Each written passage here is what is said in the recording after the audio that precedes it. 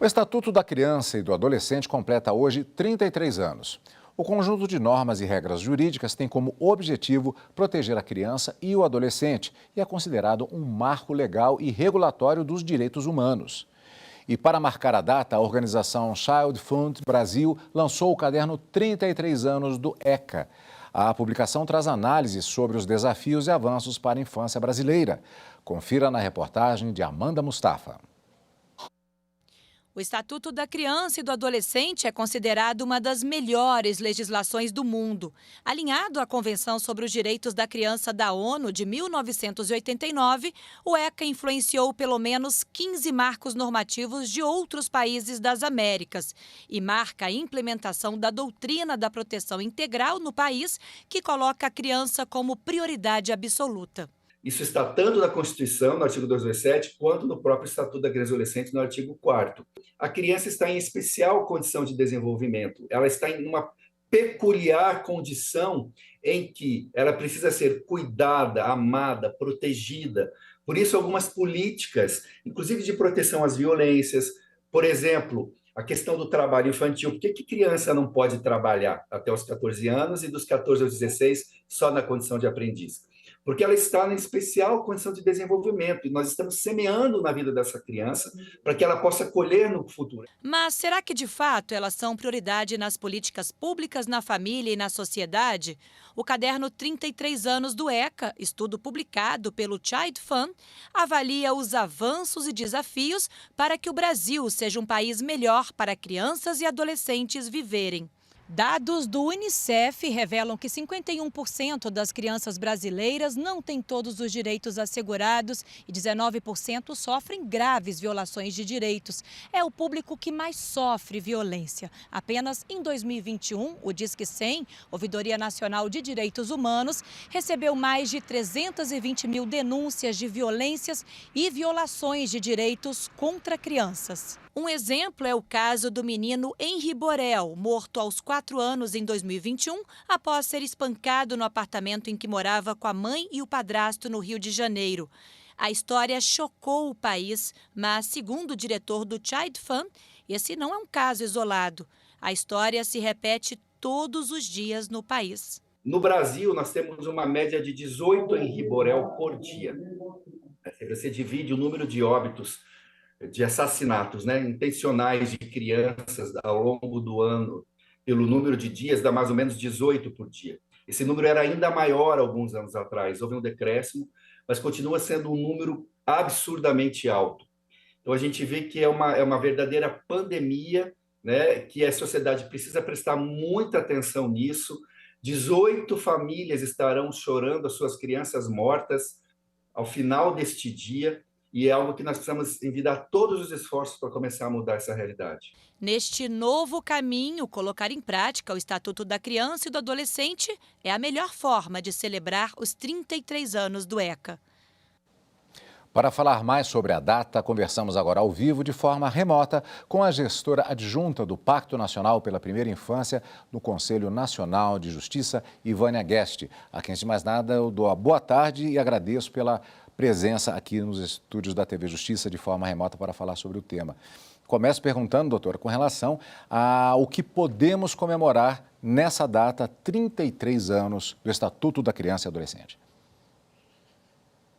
Boa tarde. Em primeiro lugar, que importante vocês terem priorizado essa data hoje no TV Justiça. É um papel fundamental a gente poder discutir e valorizar isso com toda a sociedade. Nós temos que comemorar principalmente a própria lei de ter transformado a anterior visão do Código de Menores para a lei do Estatuto da Criança e do Adolescente. Compreendermos crianças e adolescentes como cidadãos sem distinção, porque anteriormente o Código de Menores diferenciava entre as próprias crianças, e todas as crianças têm os mesmos direitos, e adolescentes. Então, ele já muda essa visão. Nós temos que comemorar que muitos serviços foram instalados, muitas medidas que não existiam antes, protetivas, foram criadas, a visão da medida socioeducativa e não punitiva dos adolescentes quando se incorrem em atos infracionais. Então, foram muitos avanços, desde conceituais até metodológicos, até em termos de criação de instituições, equipes técnicas, a própria figura do Conselho Tutelar, que não existia e foi instituída. Então, assim, são avanços estruturais muito importantes que foram possibilitados a partir do ECA, que é a forma de regulamentar o artigo 227 da Constituição Federal, que reconhece, na única hora na Constituição Federal, que realmente coloca como prioridade absoluta os direitos para as crianças e adolescentes por esse momento de estarem em desenvolvimento, como foi bem trazido anteriormente. Datas assim sempre servem para reflexões. O que precisa se aprimorar em relação ao ECA? Então, essa é uma discussão fundamental, como vocês trouxeram antes. O que nós precisamos é realmente colocar em prática, ter mais regulamentações, não mudar o próprio ECA, mas detalhar a sua forma de implementação, para que realmente ele seja aplicado como previsto, porque a nossa dificuldade é a própria visão, às vezes, do senso comum equivocada. Por exemplo, tem interpretações de que o ECA passa a mão na cabeça dos adolescentes que cometem atos infracionais. Não é essa a lógica. É promover medidas específicas à condição de adolescência ou à proteção integral em função do que é a necessidade específica da infância. E nós temos, por exemplo, o Marco Legal da Primeira Infância, que trouxe já essa visão mais clara do aprimoramento para a atenção preventiva, né, para nós não tomarmos também providências só depois que acontecem violações, mas, de fato, proteger para prevenir violações, para prevenir a violência. E isso significa medidas de apoio às famílias, né, que infelizmente é o que as pesquisas mostram, onde mais ocorrem as violências são no próprio ambiente doméstico e familiar. Então, o ECA ele traz essa previsão de programas de apoio às famílias, de medidas que tem uma gradualidade, né, que começa do apoio e, em última instância, por exemplo, a retirada da criança da família. Então, a gente percebe que falta essa visão preventiva e a maioria das medidas ainda são tomadas já após a judicialização e as que seriam para ser as últimas, que é, por exemplo, a colocação de crianças em acolhimento. E a gente, então, tem que reforçar as políticas públicas de prevenção dessa atenção, que é chamada, inclusive, de inclusão perversa, que às vezes a criança só tem acesso aos direitos e ao próprio judiciário depois de ocorrer a violação.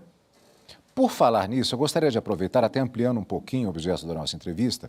A senhora é gestora do Pacto Nacional da Primeira Infância do Conselho Nacional de Justiça. Gostaria de aproveitar para que se falasse um pouquinho sobre o que é essa iniciativa.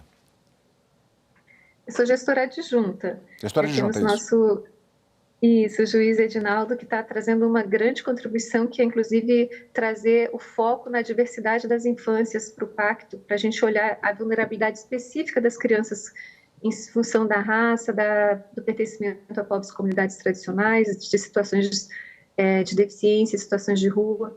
Então, o doutor Edinaldo tem trazido realmente um olhar muito especial para a diversidade das infâncias. Então, o pacto significa justamente uma grande estratégia de implementação do Estatuto da Criança e do Adolescente, do próprio artigo 227 de todas as leis. Ele significa essa atenção mais cedo possível e que tem promovido articulações, produção de conhecimentos, produção de estratégias de implementação da lei o mais orgânico possível, com instituições dos três poderes da sociedade civil organizada interfederativamente. Então, o pacto tem promovido que a gente realmente reconheça a natureza especial da criança, desde o planejamento familiar, da gestação, a importância fundamental do vínculo familiar. Então, nós temos trazido um olhar que amplia a doutrina da proteção integral no sentido de olhar para a promoção das condições para o desenvolvimento. A gente tem que proteger e promover o desenvolvimento, porque às vezes proteger não deixo ficar fora da escola, não deixo sofrer violência, não deixo passar fome, mas não é suficiente. A criança precisa de qualidade da educação infantil, precisa de apoio para as famílias exercerem a sua função, precisa do direito ao brincar, não, além da prevenção do trabalho infantil. A gente tem que trazer medidas positivas do que é necessário para ter esse desenvolvimento e a proteção positiva.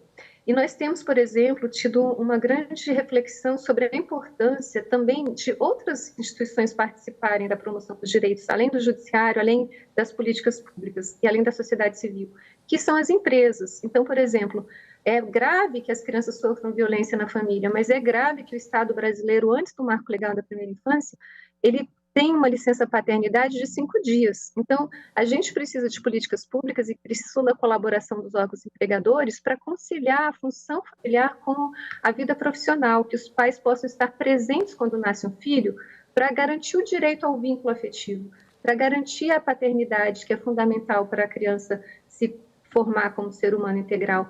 Porque a licença maternidade já existe, mas a paternidade ela amplia a qualidade do vínculo como família, e isso também a gente tem sensibilizado as empresas por meio do Pacto Nacional pela Primeira Infância. Criança e adolescente é o futuro, um tema que tem de ser debatido constantemente. Doutora Ivânia, nós conversamos com ela, que é gestora adjunta do Pacto Nacional pela Primeira Infância do Conselho Nacional de Justiça. Muito obrigado mais uma vez pela sua participação. Uma boa tarde. Obrigada e viva o nosso Estatuto da Criança e do Adolescente, que tem que chegar de fato a todas as crianças e adolescentes do Brasil. A gente tem que tirar do papel, né, que o direito seja aplicado de fato.